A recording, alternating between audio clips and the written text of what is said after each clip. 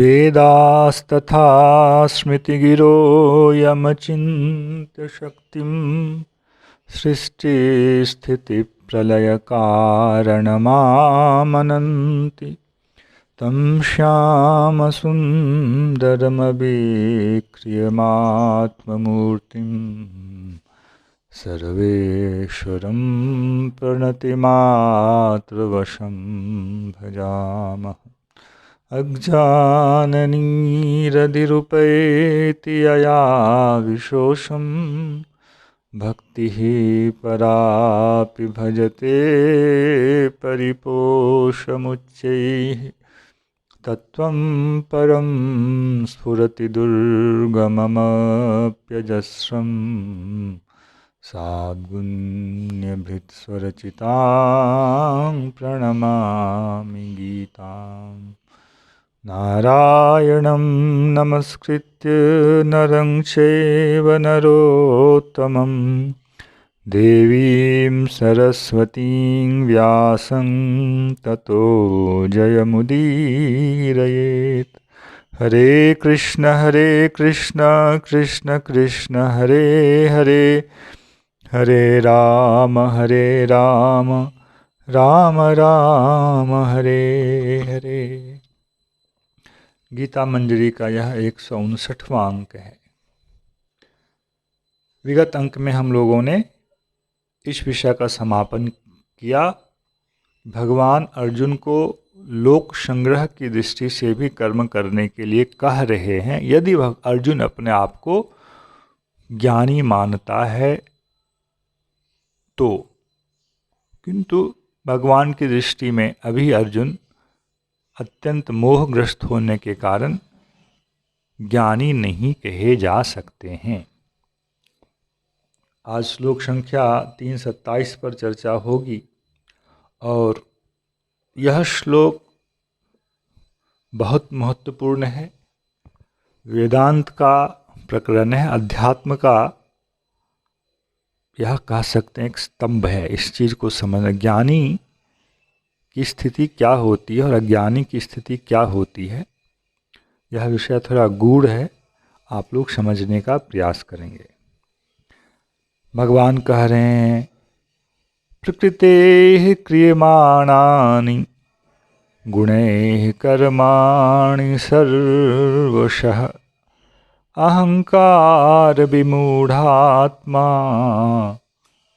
कर्ताहमिति मन्यते। श्लोक का सामान्य अर्थ पहले कह देता हूँ।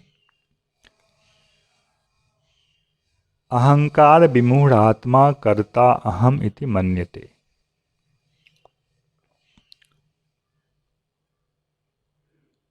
कोई भी कर्म व्यक्ति तब करता है जब उसे फल की इच्छा है, और फल की इच्छा, फल भोगने की इच्छा है तो फल की इच्छा है। तो जिसे फल भोगने की इच्छा है वह कर्म करेगा तो उस कर्म का कर्ता होगा। यह जो मैं करता हूँ, अहम कर्ता इति मन्यते, यह जो वह मानता है, किसके कारण मानता है? जिसको भगवान बोले अहंकार विमूढ़ आत्मा।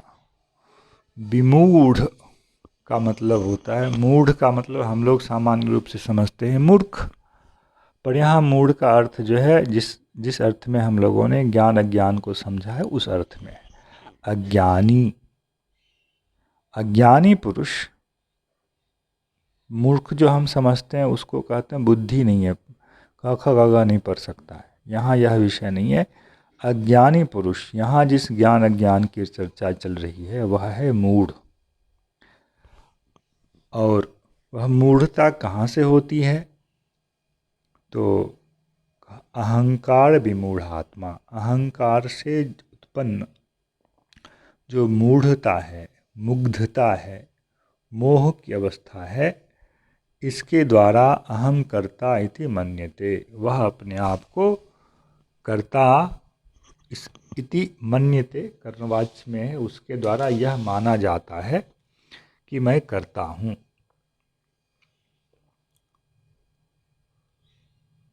किसका? कर्म का करता हूँ। कर्म क्या है? तो भगवान बोल रहे हैं प्रकृतेः क्रियमाणानि गुणैः कर्माणि सर्वशः। कर्माणि सर्वशः प्रकृतेः क्रियमाणानि। कर्म, सारे कर्म जो हैं यह किसके द्वारा हो रहे हैं? ये सारे कर्म प्रकृति के द्वारा हो रहे हैं। किंतु जो जीवात्मा अहंकार के कारण विमूढ़ है वह समझता है मैं करता हूँ। यह एक जटिल प्रकरण है, इसको समझने का प्रयास करें आप लोग। जीवात्मा इस देह को धारण करता है। जिस प्रकार इस देह के द्वारा हम कपड़े को धारण करते हैं, वस्त्र को धारण करते हैं, वैसे ही जीवात्मा इस देह को धारण करता है। इस देह और देह के द्वारा धारण किए जाने वाले वस्त्र में अंतर होता है, दोनों भिन्न पदार्थ हैं। वैसे ही जीवात्मा और यह देह परस्पर भिन्न पदार्थ हैं। देह और देही का विभाग तत्पदार्थ और इदम पदार्थ का एक विभाग है, दोनों भिन्न भिन्न हैं किंतु किसी कारण से संयुक्त हैं। अभी तक देह प्राप्ति के कारण के रूप में हमने यह सुना कर्म के द्वारा यह देह प्राप्त होता है। जैसा हम कर्म करते हैं उसके फल को भोगने के लिए फिर वैसे संस्कार के साथ हमें देह की प्राप्ति होती है। और देह हमारा दो प्रकार का होता है, स्थूल देह और सूक्ष्म देह। स्थूल देह यह जो पंचभूत से बना हुआ बाह्य शरीर है और सूक्ष्म देह के अंतर्गत मन है, बुद्धि है, अहंकार है, चित्त है, ये सब, ये चार अंतःकरण के विभाग हैं, ये होते हैं। अब जीवात्मा मैं करता नहीं हूँ, यह सोचना जीवात्मा के पक्ष में एक असंभव सी स्थिति है। अभी आपको यह कहा जाए कि आप करता नहीं हैं तो आप कुछ समझ नहीं पाएंगे, मैं करता क्यों नहीं हूँ, कैसे नहीं। पर भगवान यहाँ कह रहे अहंकार से जो विमूढ़ है, अहंकार के कारण जो अज्ञानी है, वह अपने आप को कर्ता मानता है। क्योंकि हम लोग उसी अवस्था में हैं जहाँ अहंकार से विमूढ़ हैं, इसलिए हम लोगों के अंदर ये जो हम कर्म कर रहे हैं इसके प्रति अकर्ता का जो भाव है यह उदित नहीं हो पाता है, हम इसकी अनुभूति नहीं कर पाते। प्रकृति के साथ यह जीवात्मा का एक संबंध है। दो पदार्थ कहे गए, तत्पदार्थ और इदम पदार्थ, उसमें तम पदार्थ और इदम पदार्थ। तम पदार्थ जीवात्मा और इदम पदार्थ जो है यह है प्रकृति। हमारे अनुभव में जो कुछ भी आ रहा है, सूक्ष्म से सूक्ष्म, स्थूल से स्थूल, जो कुछ भी आ रहा है यह सब कुछ प्रकृति है। हमारा मन प्रकृति है, हमारी बुद्धि प्रकृति है, हमारी इंद्रियां प्रकृति हैं, हमारा देह प्रकृति है। हम जो रूप रस गंध स्पर्श, अच्छा खाना पीना, ये जितनी भी चीज़ों को संसार में देख रहे हैं ये क्या है? ये सब प्रकृति हैं। प्रकृति के साथ जीवात्मा का एक संबंध है और यह संबंध जो है आरोपित संबंध है। इस चीज़ को समझेंगे। यदि दो वस्तु सर्वथा अलग हो, हर दृष्टिकोण से अलग हो, तब जो उनमें संबंध बनता है वह संबंध आरोपित होता है। पिता और पुत्र का संबंध इसे आरोपित नहीं कहा जाता है। वहाँ एक दैहिक संबंध है, जिस प्रकार से उस आधार पर यह कहा जाता है। किंतु यदि कोई किसी को अपना बेटा मान लेता है तो वह संबंध क्या हो जाता है? आरोपित हो जाता है। किसी कारण से किसी ने पुत्र बना लिया, यह आरोपित संबंध है। इसी प्रकार जीवात्मा और प्रकृति, यह अध्यात्म का विषय है। यही वह गांठ है जिसे समझना है। जीवात्मा का प्रकृति से स्वरूपतः कोई संबंध नहीं है। जीवात्मा न तो प्रकृति का है, न तो प्रकृति जीवात्मा की है। यह कुछ भाव यदि रहता तब दोनों के संबंध को स्वाभाविक माना जाता, किंतु ऐसा नहीं है। तथापि किसी न किसी कारण से प्रकृति जीवात्मा के साथ चिपकी हुई है, लगी हुई है, उस पर आरोपित है, उस पर चढ़ी हुई है। इसी प्रकृति के कारण जो प्रकृति जीवात्मा पर आरूढ़ है, सवार है, जीवात्मा में जो है अहंकार का भाव उत्पन्न होता है। और उसके कारण प्रकृति द्वारा ही किए जा रहे कर्मों के प्रति उसके अंदर यह भाव होता है कि मैं करता हूँ, क्योंकि प्रकृति उस पर चढ़ी हुई है। प्रकृति, मैं आपको ग्रामीण भाषा में बता रहा हूँ, वेदांत की भाषा में नहीं कह रहा। प्रकृति के गुणों से कार्य हो रहे हैं। हमने हाथ चलाया, हाथ कर्म इंद्रिय है, चलना हाथ का व्यापार है। उससे हमने पानी का एक लोटा उठाया या हाथ में माला को उठाया, यह कर्म है। माला वह भी प्रकृति का विकार है, पानी वह भी प्रकृति का विकार है, कर्मेंद्रिय वह भी प्रकृति का विकार है, चेष्टा वह भी प्रकृति की है। यह सब कुछ प्रकृति है, किंतु क्योंकि प्रकृति जीवात्मा पर आरूढ़ है, इसलिए प्रकृति के द्वारा किए गए कर्म को जीवात्मा अपना कर्म मानता है। मैं इस कर्म को कर रहा हूँ। जैसे जो लोग भूत प्रेत में विश्वास करते हैं, जानते हैं, उनके लिए यह दृष्टांत है कि जिस व्यक्ति के सर पर भूत सवार होता है, वह व्यक्ति स्वयं का परिचय स्वयं के रूप में नहीं देता है। उसमें उसका परिचय क्या है? भूत वाला उसका परिचय होता है। मैं अमुक हूँ, मैं अमुक अमुक हूँ, क्योंकि उस पर एक अतिरिक्त शक्ति जो है वह आरूढ़ होकर कार्य कर रही है। ऐसा ही समझना है। यहाँ भी जीवात्मा में एक कर्तापन है, अपना एक स्वाभाविक कर्तापन है।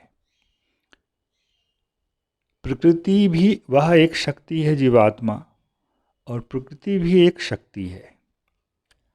प्रकृति जीवात्मा की किसी दोषयुक्त भावना के कारण उस पर सवार हो जाती है। भूत कब सवार होता है? जब किसी के द्वारा कुछ दोष हो जाता है तो वह सवार हो जाता है। वैसे ही जीवात्मा के अंदर किसी दोष के कारण प्रकृति उस पर सवार है, और प्रकृति सवार हो जाने के बाद जीवात्मा अपने आप को प्रकृति से अलग नहीं मानता, जैसे कोई व्यक्ति अपने आप को भूत से अलग नहीं मान पाता है। तब प्रकृति के द्वारा सब कुछ किया जाने वाला जो है जीवात्मा, मतलब उस देह के द्वारा जो कुछ हो रहा होता है, तो जीवात्मा समझता है कि इसको मैं कर रहा हूँ। प्रकृति क्रियमाणानि गुणैः कर्माणि सर्वशः। यहाँ गुण शब्द आया। प्रकृति के गुणों के द्वारा किए गए कर्मों को, और सर्वशः लिखा है। वे ये जो कर्म हम लोगों के हो रहे हैं, चलना फिरना, उठना बैठना, खाना पीना, ये जितने भी कर्म हैं, सर्वशः प्रकृतेः गुणैः क्रियमाणानि, हर प्रकार से प्रकृति के गुणों के द्वारा किए जा रहे हैं, किंतु जीवात्मा यह समझता है कि मैं इसका करता हूँ। क्यों समझता है? इसका उत्तर दिया, अहंकार विमूढ़ आत्मा। प्रकृति में एक ऐसी शक्ति है जिसके द्वारा जीवात्मा में एक झूठा अहंकार उत्पन्न कर देती है। जैसे भूत में वह शक्ति है कि इस देह में रहने वाले देही के ऊपर एक झूठा अहंकार वह उत्पन्न कर देता है कि मैं अमुक हूँ। वह देही अपने स्वरूप को, अपनी स्थिति को, अपने परिचय को भूल जाता, इतना ही भाग रहता है मैं क्या हूँ, मैं क्या वाला भाग जो है उसका दूषित हो जाता है। ऐसे ही जीवात्मा प्रकृति के द्वारा इस प्रकार से गलत अवस्था में पहुंच चुका है जहां वह मैं इतने भाग को तो समझता हूँ, मैं क्या अमुक, यह भाग उसका दोषयुक्त हो गया है। और वह जो भाग है उसके अंदर वह प्रकृति के द्वारा प्रदत्त है और उसी को यहाँ कहा गया अहंकार। प्रकृति के द्वारा प्रदत्त अहंकार के कारण जीवात्मा प्रकृति के द्वारा ही हो रहे सारे कर्मों को यह मेरा कर्म है ऐसा समझकर व्यवहार करता है। यह प्रश्न उठा ही क्यों? यह प्रश्न इसलिए उठा कि कर्म, पिछले श्लोक में ज्ञानी और अज्ञानी के कर्म की बात आई। अज्ञानी व्यक्ति कर्म में आसक्त होकर कर्म करता है और ज्ञानी व्यक्ति कर्म में अनासक्त होकर कर्म करता है। यह अनासक्ति और आसक्ति का कारण क्या है, क्यों ऐसा होता है, इस विषय को भगवान समझाना चाह रहे हैं। जो व्यक्ति प्रकृति के प्रभाव में है वह व्यक्ति प्रकृति के अहंकार से, प्रकृति के अहंकार नाम की एक शक्ति है जिसके द्वारा विमूढ़ होकर अपने आप को कर्म का कर्ता मानता है और फिर कर्म फल में आसक्त होता है। किंतु ज्ञानी व्यक्ति प्रकृति के इस प्रभाव से विमुक्त होता है। प्रकृति की जो वह शक्ति है जो अहंकार, झूठा अहंकार उत्पन्न करती है, अन्य प्रकार का अहंकार जीव में आरोपित कर देती है, उस अहंकार से मुक्त हो जाने के कारण वह जो देही है, वह जो जीवात्मा है, वह कर्म के प्रति और आसक्त नहीं होता, कर्मफल में आसक्त नहीं होता, स्वयं को कर्ता नहीं मानता है। पर इस दशा में कैसे पहुंचा जाएगा, इसी को भगवान ने दो मर्यादाएं कही। इस दशा में पहुंचने से पहले उसे कर्म का आचरण करना ही पड़ेगा और उसमें ज्ञान योग में होने वाले जो फल हैं, जो अनुभूति है, उस अनुभूति को बीज के रूप में डालकर करना पड़ेगा। वह अभ्यास वहाँ से शुरू करेगा और फिर इस प्रकार से अभ्यास ठीक प्रकार से हवा पानी देते हुए जब वह करता रहेगा तो धीरे धीरे उसके अंदर वह ज्ञान बढ़ता चला जाएगा और वह ज्ञानी बनकर फिर प्रकृति के द्वारा जो झूठा अहंकार उत्पन्न किया जाता है, जिससे वह विमूढ़ हो जाता है, विमुग्ध हो जाता है, उससे वह मुक्त होकर ज्ञानी बन जाएगा। जय श्री कृष्ण। हरे कृष्ण कृष्ण कृष्ण हरे हरे, हरे राम राम राम हरे हरे।